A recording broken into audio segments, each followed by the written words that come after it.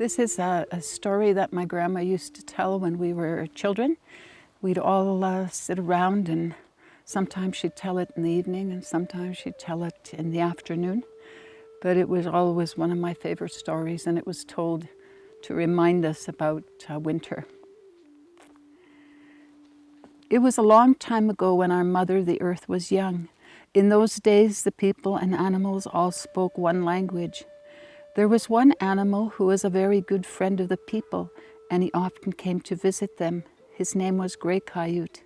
Now, Grey Coyote was a gentle and considerate creature. He was also very wise. When he visited, the people all gathered around and listened to him speak. Grey Coyote had one friend who was special, a boy named Little Badger.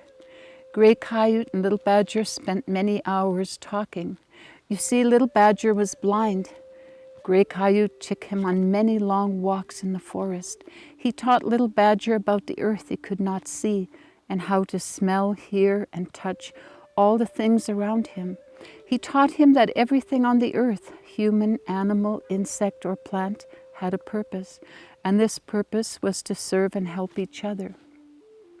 Little Badger's people lived in a world of plenty. Mother Earth gave them all they needed. There was never any want. However, with so much good, there had to be some bad. For Little Badger's people, the bad was the long, cold winters. On winter days, the people took refuge in their teepees and huddled together for warmth. One cold day, as Little Badger shivered under his robe, he thought, there must be some way for us to be warm. But how? Grey Coyote will know what to do. I'll go and find him. And so he set off to find Grey Coyote. Outside, the wind howled and raged and blew snow around Little Badger's head. He pulled his robe tightly around him and started for the forest. Grey Coyote told me if I ever needed him, I was to sit under this pine tree and think very hard. He said he would hear me and come, thought Little Badger. He sat down under the tall pine and began to concentrate on Grey Coyote. Grey Coyote was trotting through the forest when he heard a voice calling to him. He stopped and listened. It is Little Badger, he thought. I must hurry. He sounds very weak. Grey Coyote headed for the pine tree as fast as he could run. When he arrived, Little Badger was so cold his teeth rattled when he tried to talk. What's wrong, little brother? Asked Grey Coyote. My people are freezing to death, chattered Little Badger. You must help us. How thoughtless of me, said Grey Coyote. I have a warm coat, and I never thought of my brothers and sisters. Here, I will shield you from the cold. Grey Coyote wrapped himself around Little Badger. You must help us, Grey Coyote, Little Badger pleaded. You are wise. There must be some way for us to keep warm in the winter. Grey Coyote thought and thought. Slowly he said, Yes, there is a way, little brother, but it is very dangerous. Tell me, Grey Coyote, before my people perish, cried Little Badger. There is a mountain far away from our land, and inside the mountain is fire. This fire is strange. It feeds on wood and rock, and it burns forever. It would provide warmth for the people, but someone must go inside the mountain to get it. I will go, said Little Badger. Wait, I'm not finished, warned Grey Coyote. Inside the mountain lives the fire spirit. He has 4 strange creatures who stand guard for him. There is Mountain Goat who can stab you with his horns, Mountain Lion who can tear you apart with his claws, and Grizzly Bear who can kill you with one slap of his mighty paw, and Rattlesnake whose teeth hold deadly poison. And remember, little brother, you are blind and will not be able to see these dangers. I will still go, insisted Little Badger. Will you take me to this place? Grey Coyote thought for a while. Yes, I will take you. You go to your people and find among them 100 of the fastest runners.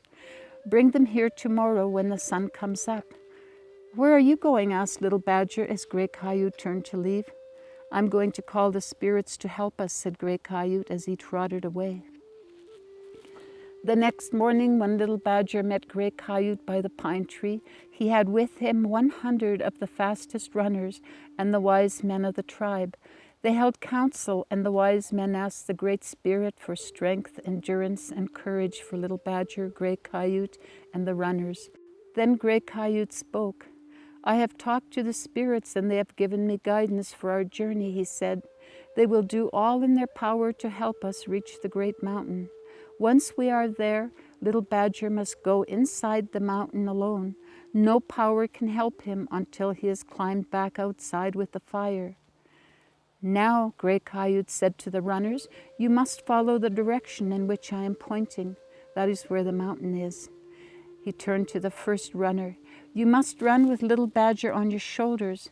When you've run as far as you can, the second runner will take little Badger and do the same thing. You must wait where you are, and when the last runner has gone as far as he can, I will meet him.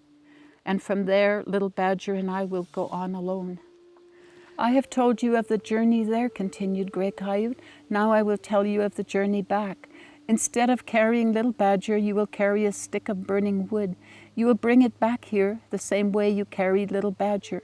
And when you arrive here, the people of the tribe will feed the fire with small pieces of wood and keep it burning until little Badger and I return.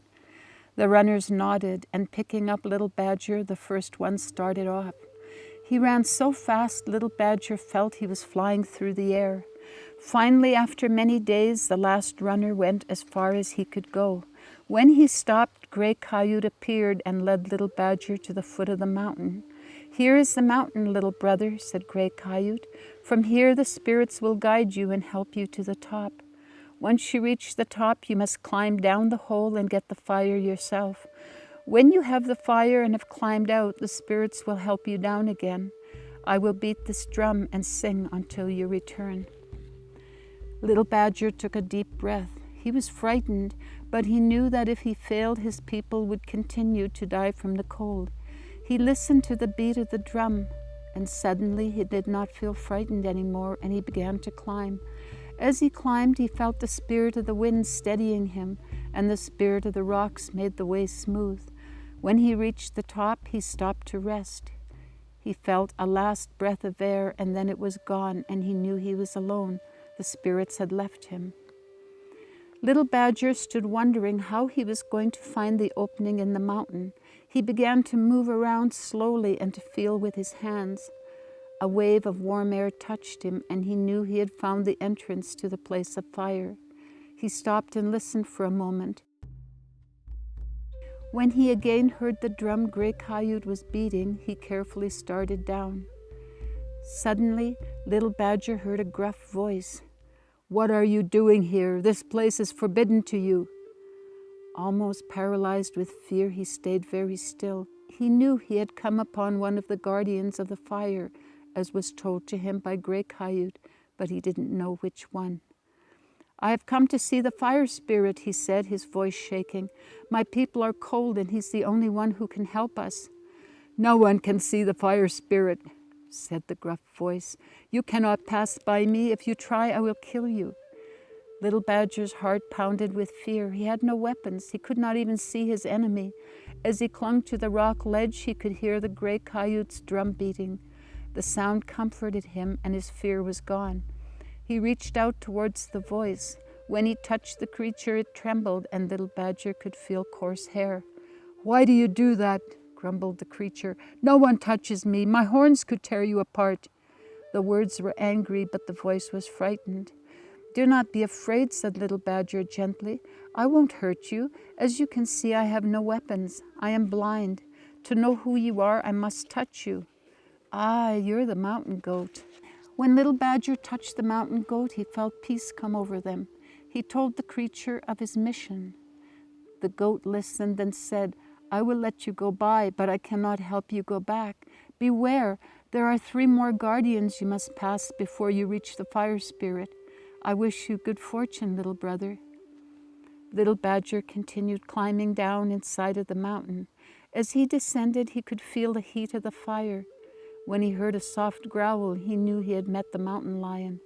Little Badger reached out and touched the animal. As he stroked the smooth fur, he told the lion of his people. They could hear the drum far away in the distance, and again peace came over both of them, and the lion growled softly, "You may go on." Little Badger continued his climb Down inside the mountain, he knew he still had to meet the grizzly bear and rattlesnake, but he was no longer afraid. If things went on as they had, he knew he would make 2 new friends. And it was true, when he met Grizzly Bear and touched him, they became friends. The bear warned him that Rattlesnake was very dangerous. "You must be very careful, little brother," he rumbled in his great voice as the boy turned to go. "You must use wisdom to get by Rattler, for his medicine is very powerful." Little Badger continued his climb down toward the fire. Soon he met the rattlesnake. The snake coiled, rattled his tail, and raised his head up to strike. When Little Badger heard the sound of the rattle, he quickly said, "You must be the snake. What a beautiful rattle you have."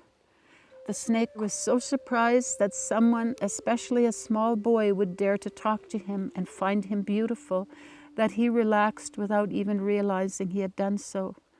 "Why are you not afraid of me?" he hissed. "I don't want to hurt you, so why would you want to hurt me?" replied Little Badger.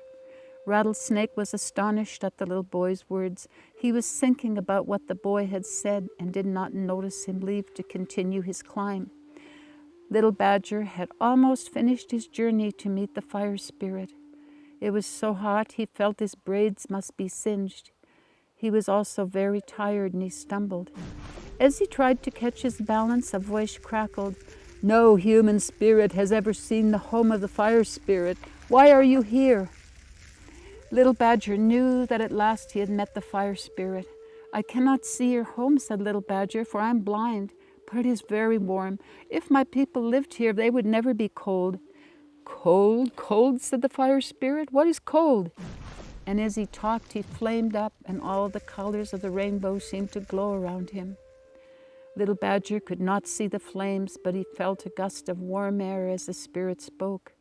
"When the snows come," explained Little Badger, "my people are very cold. There is not enough warmth from the sun, so many of them die. I've come to ask you for fire to warm my people." "Tell me more," said the fire spirit. "I have never talked to a human before, and there is much I do not know." Little Badger sat down. He told the fire spirit about his land and his people. He told him of his journey into the heart of the mountain and of the friends he had made along the way. The fire spirit was quiet for a long time, and all that Little Badger could hear was the hiss of his flames. Finally the spirit spoke. "How long have you been blind?" he asked. "All my life," replied Little Badger, "but I can hear and feel very well. Gray Coyote has taught me. He is like my eyes." "Gray Coyote? Who is he?" asked the spirit. "Gray Coyote is my friend," said Little Badger. He told the fire spirit how his friend had taught him about the world. "He brought me to this mountain, and he's waiting for me now. Listen, can you hear him? He's beating a drum." The fire spirit listened. Yes, I can hear him," he replied. "The drum gave me courage and strength," said Little Badger. "It helped me to make new friends." Little Badger and the fire spirit sat together for a long time and listened to the faint beating of the drum. "This is strong and beautiful music," said the fire spirit. "I will never forget it. Here, take this burning stick. It is the warmth of friendship that you've brought to this place. It will keep your people warm forever." Little Badger was bursting with gratitude. "Do not thank me for it, little brother. You shared your warmth with me, and now I will share mine with you. When you reach the top of the mountain, you will no longer be blind. You will see the world that your friend Gray Coyote has taught you about. Go now, he waits for you." Little Badger took the stick, said goodbye to the fire spirit, and began to climb up and out of the mountain. As he climbed, he met his friends and said goodbye to them. When he reached the top with the stick of fire in his hand, he saw great light. He saw the world for the first time in his life. He stopped for a long time and looked at the world. It was so beautiful, his eyes filled with tears of happiness. He felt the spirit of the wind touch his hair gently and whisper, "Listen, listen, little brother." From far below at the foot of the mountain came the beating of the drum. As Little Badger listened, he heard 2 drums, then 3. How can there be 3 drums, he wondered. He listened again. Now there were 4 or 5, then 6 drums, and soon the air was filled with the sounds of many drums, all of beautiful sizes, making different and beautiful sounds. Suddenly Little Badger smiled. He knew Grey Coyote's magic drum was his heartbeat, and the other drums were the beating hearts of all living things. Little Badger laughed as he climbed down the mountain. Around him was the sound of the drums, the pulse of the world, the music of the universe. The end.